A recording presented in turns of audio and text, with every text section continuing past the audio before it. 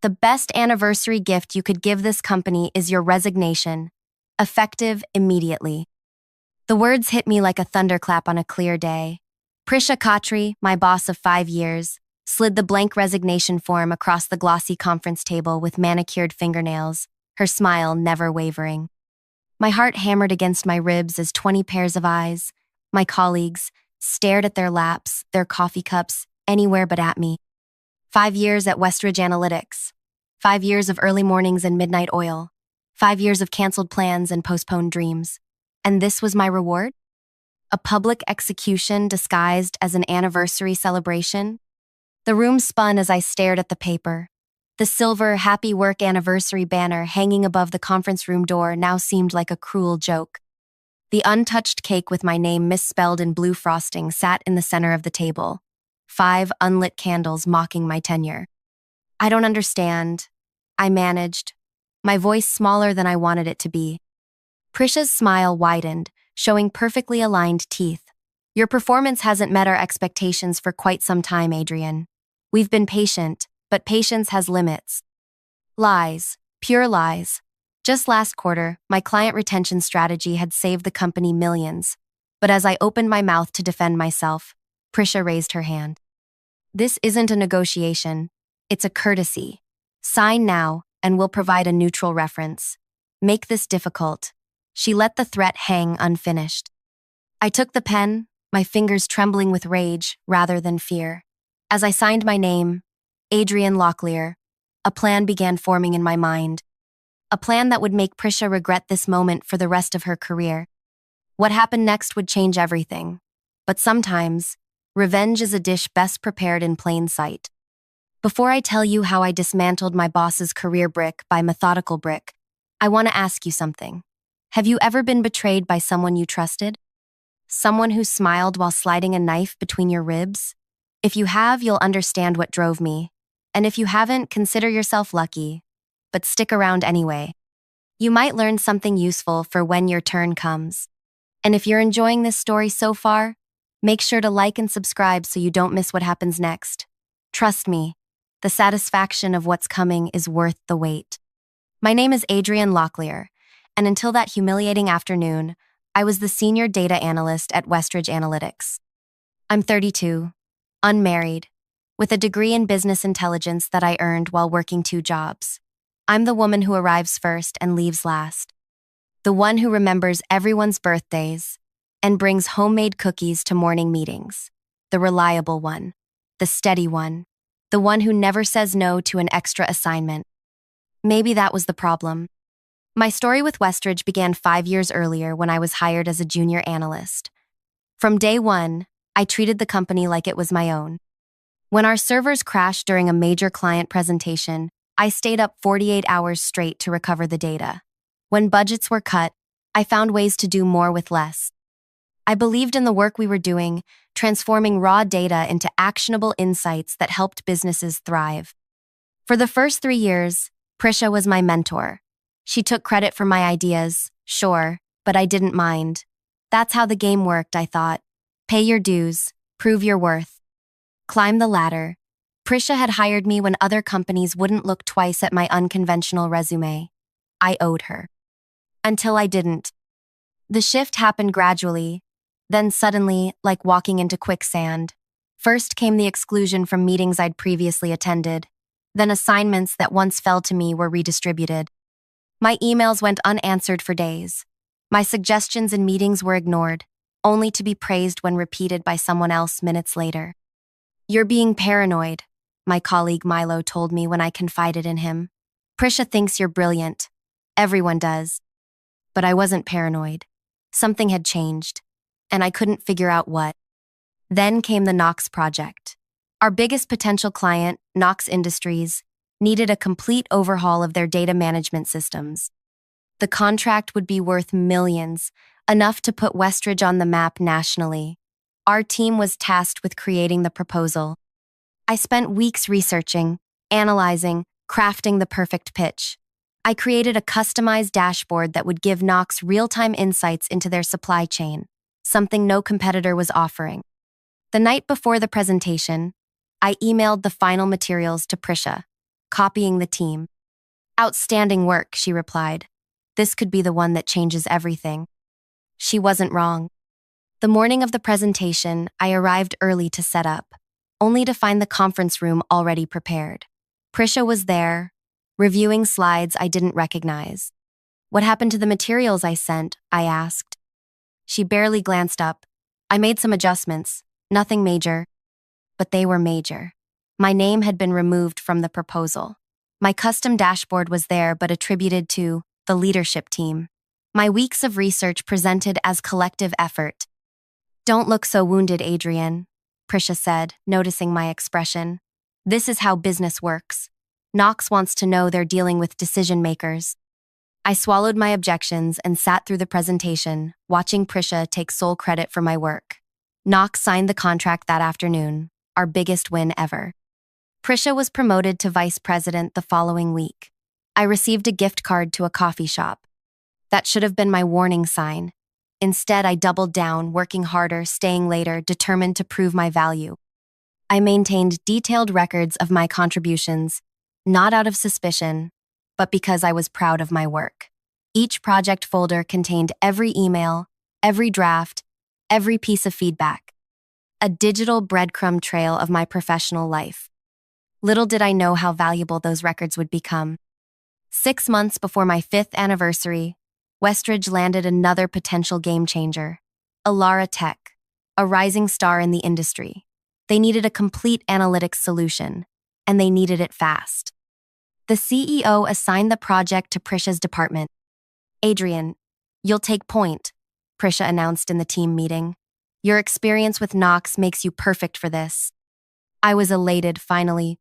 Recognition, the chance to lead a major project from start to finish. I threw myself into it completely, canceling a long-planned vacation, working through weekends. I developed an innovative predictive model that could save Elara millions in preventable losses. The presentation was scheduled for Monday. On Friday afternoon, Prisha called me into her office. We need to talk about Elara, she said, her voice oddly flat. I just finished the final projections, I said, excited to share the results. The savings potential is even higher than we estimated. There's been a change of plan. Theo will be leading the presentation. Theo, her nephew who'd joined the company 3 months earlier with no relevant experience. But why? I stammered. Elara's executives are traditional. They respond better to male presenters. She wouldn't meet my eyes. It's nothing personal. Nothing personal. Just the theft of weeks of my life. Just another erasure. Theo doesn't understand the model, I protested. He wasn't involved in developing it. He'll manage. I've added my name as co-creator, so I'll be there to answer any technical questions. I sat there, speechless with rage and disbelief. Is there a problem? She asked, finally looking at me. Yes, there was a problem. A massive problem. But I smiled and said, no problem at all. That weekend, I did something I'd never done before. I made copies of everything related to the Elara project. Every email, every draft, every late-night revelation. I documented my hours, my insights, the evolution of the predictive model from concept to completion. I compiled it all into a detailed report, a record of truth. Not for revenge. Not yet. Just as insurance. Monday came. I watched from the back of the room as Theo fumbled through my presentation, mispronouncing terms I'd created, misrepresenting data I'd meticulously analyzed. Prisha jumped in repeatedly to correct him, claiming shared credit with every intervention. Elara signed the contract anyway. Theo received a promotion. I received nothing. 1 month later, I was called into a performance review meeting. Unscheduled, unexpected.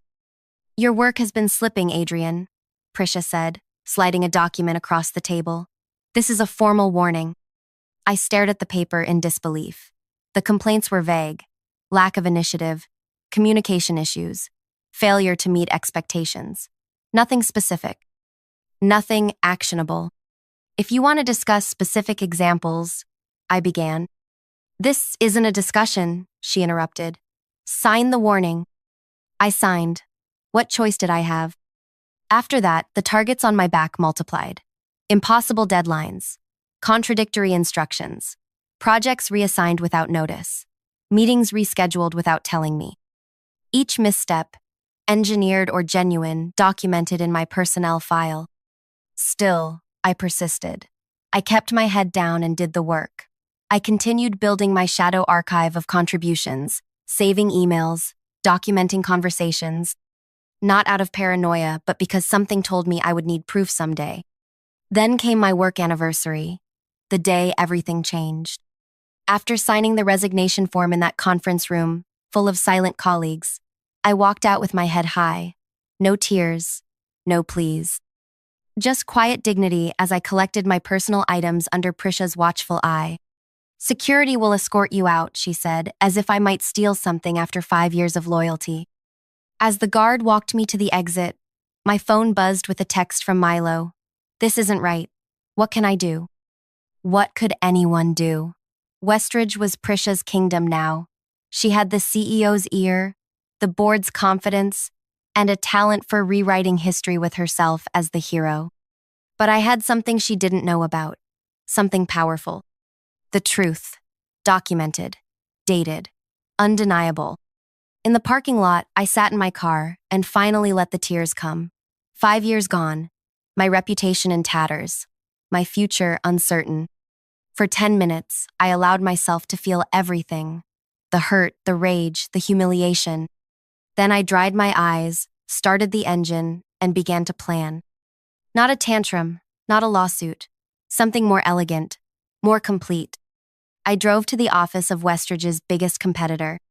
But wait, I'm getting ahead of myself. Before I reveal what happened in that meeting, you need to understand just how thoroughly Prisha had underestimated me. You see, while she was busy taking credit for my work, I was quietly becoming indispensable to our clients. They didn't care about titles or organizational charts. They cared about results, and I was the one who delivered them. Knox Industries, Alera Tech, Pinnacle Systems. I knew their data inside and out. I had built relationships with their analysts, their IT departments, their decision makers. I had solved problems Prisha didn't even know existed. And I had documented everything. That night, after being forced to resign, I sat at my kitchen table surrounded by files, digital and physical. 5 years of work, 5 years of stolen credit, 5 years of building solutions that had made Westridge millions. My fingers hovered over my laptop keyboard. One email could expose everything. One post could burn it all down. The temptation was overwhelming. But revenge born of anger leaves evidence. It betrays itself. And I wasn't angry anymore. I was something much more dangerous. I was methodical. What happened next would either restore my career or end it forever. As I typed the first words of an email that would change everything, I realized there was no turning back. The question wasn't whether Prisha would pay for what she'd done. The question was whether I could make her downfall look like justice rather than revenge. And as my plan took shape in the quiet hours of that night, I knew the answer was yes. Because the most devastating weapon against a liar isn't anger. It's truth. The morning after my forced resignation, I woke with purpose rather than despair. While Prisha probably expected me to be hiding under my covers, I was at my laptop by 6 a.m., coffee in hand, mapping out my next moves with surgical precision. First, I requested my exit interview with Human Resources, standard procedure that even Prisha couldn't block. Marlo, the HR director who'd been with the company since its founding, seemed genuinely confused by my departure. "Your performance metrics are consistently exceptional," she said, reviewing my file. "There's nothing here that suggests termination was warranted." I maintained a neutral expression. I wasn't terminated. I resigned. At Prisha's suggestion, Marlo's eyebrow arched slightly. I simply smiled. "I believe it's best for all parties if I move on." Marlo studied me for a moment. "Adrian, off the record, is there something I should know?" The invitation to vent, to accuse, to expose Prisha dangled before me like ripe fruit, but premature accusations would only paint me as a disgruntled ex-employee. Instead, I took a different approach. Actually, there is something, I said. I'd like to request a brief meeting with Emmett. Emmett Devereaux, Westridge's founder and CEO. A man I'd seen exactly twice in 5 years, both times from across a crowded room. Marlowe blinked in surprise. The CEO? That's unusual for an exit interview. I've dedicated 5 years to his company, I replied calmly. I'd simply like to thank him personally before I go. I'll see what I can do, Marlowe said, making a note, though I can't promise anything. I thanked her and left, knowing that my unusual request would spark curiosity. In a company culture built on hierarchy and protocol, asking to see the CEO was like a village peasant requesting an audience with the king. It would raise questions exactly as I intended. Back home, I began the real work. I spent hours organizing my documentation into a comprehensive transition report. Not a revenge dossier that would be too obvious, but a detailed accounting of every project I'd touched in 5 years. Each entry included the project scope, key milestones, challenges overcome, and results achieved. I included all communications, giving proper credit to everyone involved, including Prisha when appropriate. Most importantly, I created a section called Knowledge Transfer Priorities that highlighted the clients and projects most likely to suffer from my departure. For each, I included contact information, outstanding issues, and recommended actions. Nothing accusatory, just practical information any responsible departing employee would provide. The completed document ran to 126 pages. At 9:17 the next morning, my phone rang with an unknown number. Ms. Locklear? This is Emmett Devereaux's office. The CEO has agreed to meet with you tomorrow at 11 a.m. for 15 minutes. My heart skipped. Please thank him. I'll be there. That night, I couldn't sleep. Not from nervousness, but from anticipation. I rehearsed what I would say, how I would say it. The key was to appear grateful, not bitter. Professional, not vengeful. To plant seeds rather than make accusations. When I arrived at Westridge the following day, the security guard who had escorted me out just days before looked startled. I have an appointment with Mr. Devereaux, I explained, showing the email confirmation. His eyebrows shot up. Yes, ma'am. Top floor, end of the hall. The elevator ride gave me time to steady my breathing. I was dressed not for a job interview but for a business meeting, confident but not aggressive. I carried a leather portfolio containing a printed copy of my transition report, its digital version already sent to Emmett's executive assistant. His office was exactly what you'd expect from a tech CEO who'd built his company from nothing. Spacious but not ostentatious, with clean lines and large windows overlooking the city. The man himself rose from behind his desk as I entered, shorter than I expected, with kind eyes that had probably seen every trick in the business playbook. Ms. Locklear, he said, extending his hand. I understand you're leaving us after 5 years. Yes, sir. Thank you for making time to see me. He gestured to a chair. I make time for employees who've contributed significantly to our growth. Your name has appeared in several success stories that have crossed my desk, particularly Knox and Alara. I kept my expression neutral despite the surge of validation. I was fortunate to be part of those projects. So why leave? Marlowe mentioned your resignation was unexpected.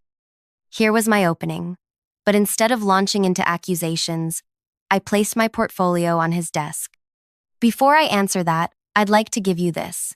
It's a comprehensive transition report covering all my projects. I believe in leaving things better than I found them. Emmett looked surprised as he flipped through the document. This is unusually thorough. I care deeply about Westridge's success, even as I move on. He studied me for a moment. You didn't answer my question. Why leave? I met his gaze steadily. It seemed the appropriate time for a change. By the way, I've received several offers from competitors, but I've declined them all. I respect this company too much to take our strategies elsewhere. That caught his attention. He leaned forward slightly. Which competitors? I named 3. All firms that had indeed approached me over the years. Emmett's expression shifted subtly. You said you were part of the Knox and Alara projects, he noted. My understanding is that you were instrumental in both. Every success at Westridge has been a team effort. I replied diplomatically. Of course. He paused, studying me. Tell me about the predictive model for Alara. Prisha presented it as a breakthrough. It certainly represented a new approach, I agreed. And your contribution to it? I hesitated just long enough to appear modest rather than boastful. I developed the initial concept and built the working prototype. Emmett's eyebrows rose slightly. Prisha presented it as her innovation. I smiled carefully. Perhaps I misunderstood the question. I meant my contribution to the concept. His expression changed subtly. He asked more specific questions about the model's development, technical details that only its creator would know intimately. Each answer I provided revealed my deep knowledge of its creation. The meeting extended well beyond the scheduled 15 minutes. Your transition report, he said eventually, tapping the document. You've included attribution for all team members on each project. Proper credit is important in collaborative environments, I replied. Indeed it is. He studied me with new interest. One last question, Ms. Locklear. If you were to stay at Westridge, what position would you feel qualified to hold?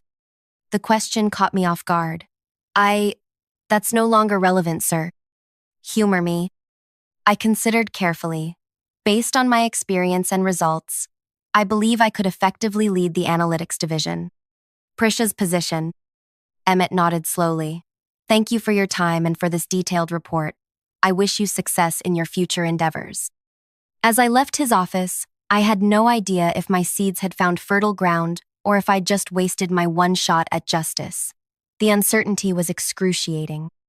2 days later, while clearing out my apartment for a planned move to another city, my phone rang. Unknown number. Ms. Locklear, this is Emmett Devereaux. Are you available to come to the office tomorrow morning? My heart stuttered. Yes, of course. 9 o'clock, my office.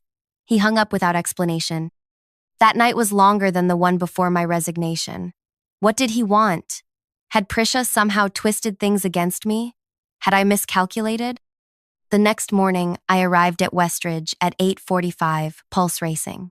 The security guard nodded with unexpected respect as I signed in. They're expecting you upstairs, he said. They? When I reached Emmett's office, his assistant immediately ushered me in. Inside, Emmett stood beside a woman I recognized as Gwen Torres, Westridge's chief financial officer. My mouth went dry. Thank you for coming, Adrian, Emmett said, using my first name for the first time. Please, sit down. I took the offered chair, keeping my expression carefully neutral. We've been reviewing your transition report, he continued. The CFO noticed some discrepancies between project attributions and financial allocations. Gwen nodded. The Knox implementation budget shows resources allocated to a team of 8 led by Prisha. Your report indicates the core development was completed by you and 2 junior analysts.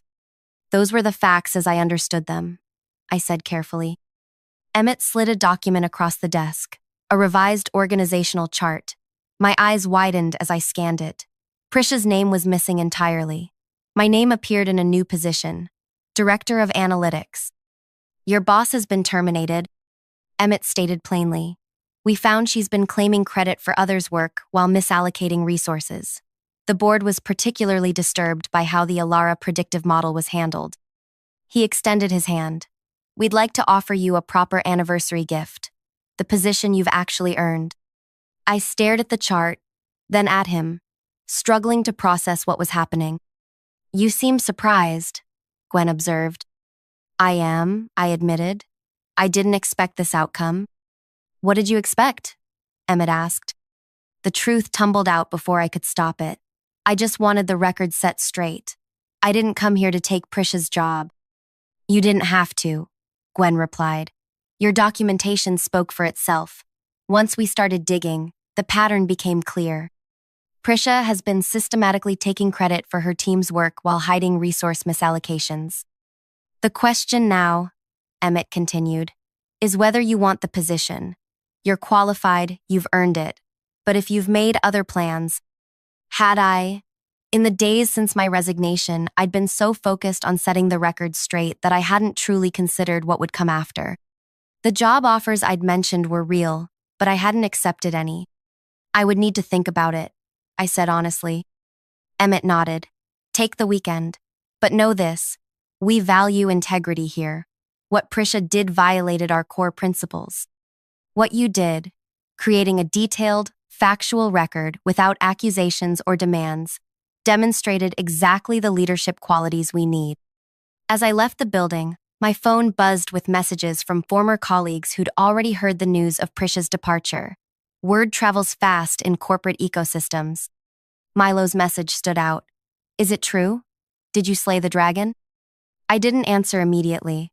This didn't feel like slaying a dragon. It felt like restoring balance. That weekend, I did something I hadn't done in years. Absolutely nothing work-related. I hiked in the nearby state park. I read a novel from cover to cover. I slept for 10 uninterrupted hours. And I thought about what I really wanted. By Monday morning, I had my answer. I arrived at Westridge at 8:30 a.m., earlier than necessary for my 9 a.m. meeting with Emmett. I wanted to walk through the office, to feel whether this could still be home after everything that had happened. The analytics department fell silent as I entered. 20 faces turned toward me. Some hopeful, some anxious, all curious. These were my colleagues, people I'd worked alongside for years. People who had watched in silence as Prisha humiliated me. But had I given them a choice? Had I ever spoken up before it was too late? Milo approached first, his expression a mix of admiration and guilt. You're back. Not officially, I replied. I'm still deciding. For what it's worth, he said quietly. We're all hoping you stay. Things were wrong here. We knew it, but we didn't know what to do. Others gathered around, offering similar sentiments. Theo, Prisha's nephew, hung back, looking uncomfortable. I have a meeting with Emmett, I said finally. I should go. In the elevator, I made my decision. Emmett was waiting, a contract ready on his desk. Have you decided? Yes, I said, sitting across from him. I'll accept the position, but I have 3 conditions. He looked surprised, but gestured for me to continue.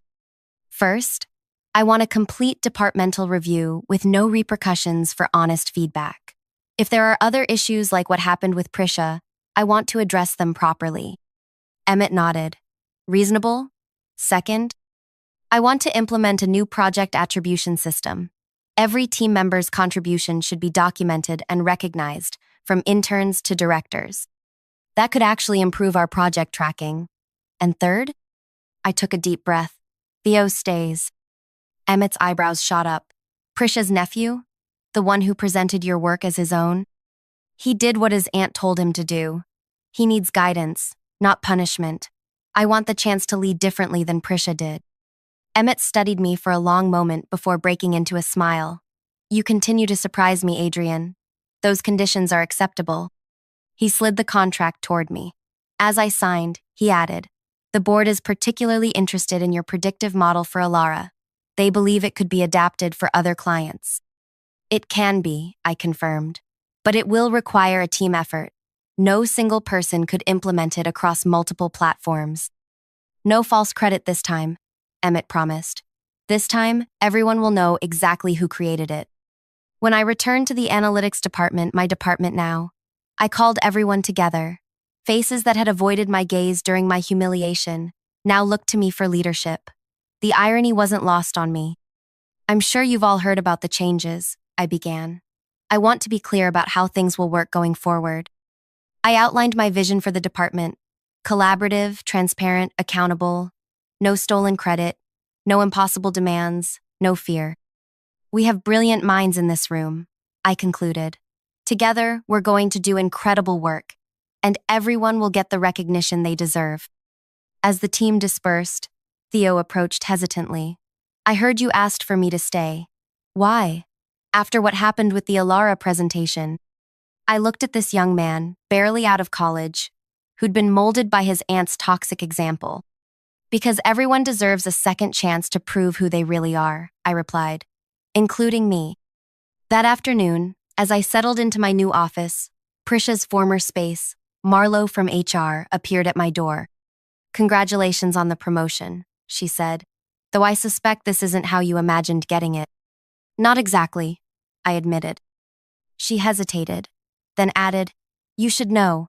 Prisha's been telling people you orchestrated her downfall, that you manipulated Emmett with false documentation." I nodded slowly. I expected as much. "It won't stick," Marlowe assured me. "The financial records don't lie. Neither do the project timestamps and email chains. The truth has a way of persisting." As she turned to leave, she paused. "By the way, Prisha tried to access the building this morning. Security turned her away.